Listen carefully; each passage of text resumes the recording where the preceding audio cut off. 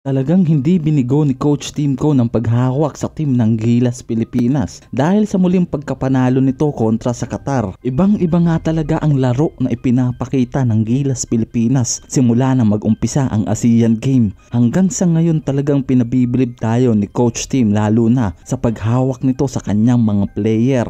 Mula sa naturalized Pilipino hanggang sa mga Pilipino player ay hindi nagpapigil sa laban at talagang ipinakita ang galing ng isang Pinoy at handang lumaban para manalo. Talagang araw na maganda ang laro na ipinapakita ng Gilas ngayon, ibang iba sa laro na ipinakita nito sa FIBA World Cup. Kaya naman marami talaga ang humahanga sa paghawak ni Coach Tim Cone sa Gilas Pilipinas ngayon. What if siya ang naunang humawak dito sa FIBA? Ganito sana kaya ang makikita nating laro sa Gilas. Kasama pa ang malalakas na player na sila Clarkson Abando, Dwight Ramos at AJ Edu na isa sa mga pride ng Pilipinas na lumalaban sa ibang bansa. Siguro nga ay mas tumaas pa nga ang tsansa ng Gilas manalo at gumanda ang standing sa FIBA kung si Coach Tim Cone nga kaya ang naging head coach ng mga araw na iyon, at mas gumanda pa lalo ang naging rotation ng bawat player sa ginanap na FIBA World Cup. Paano nga kaya kung ang mga player sa ASEAN Game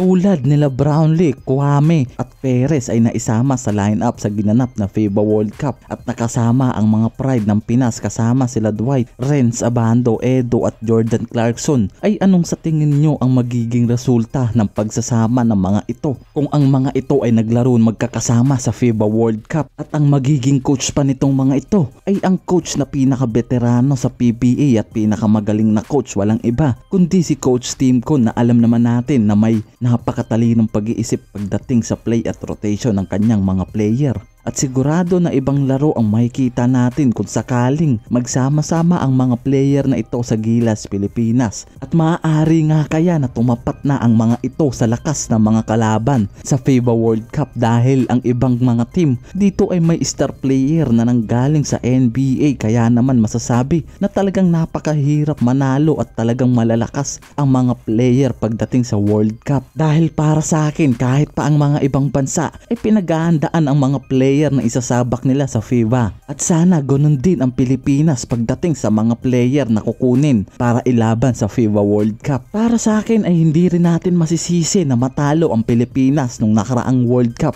dahil para sa akin hindi pa iyon ang solid na lineup ng Gilas. At alam ko na may isa-solid pa sa ngayon ang lineup ng Gilas para sa mga susunod pa na laban lalo na sa World Cup. At kung sakaling magsama-sama ang mga player tulad nila Brownlee, Clarkson, Abando, Ramos, Thompson, CJ Perez at ang iba pa ay siguradong may ibubuga ang mga ito pagdating sa mga makakatapat nitong team sa World Cup. Lalo na kung mag-handle ay isang veteranong coach ay walang imposible dahil maaaring ang iniisip ng iba na imposible ay maging posible dahil sa bilog ang bola at nasa tamang pagpapaikot at maayos na pag-handle lamang ang kailangan ng Gilas at syempre ang solid na lineup ng Gilas para manalo nga. At talagang kailangan din talaga ng paghahanda ang Gilas team para sa susunod na World Cup at sigurado naman na talagang masusolid pa ang lineup ng Gilas sa in the future at hindi maiiwasan ang usapin at mga hindi magagandang komento sa team ng Gilas lalo na sa dumating na FIBA World Cup na palagi raw talo at walang ibubuga ito. Pero alam ko na sa susunod in the future ay kakayanin ng Gilas Pilipinas na tumapat sa ibang mga bansa na may mga NBA star. Pero ito nga lang ginanap na ASEAN Games ay hindi binigo ng Gilas Pilipinas ang mga kababayan natin dahil sa paglalaro nito sa ASEAN Game ay bumawi ang dugong Pinoy na hindi umaatras sa laban at sa ngayon ay maganda ang pinapakitang laro sa ASEAN Game at may standing na 3-1 dahil yan sa magandang connection at rotation ng bawat player.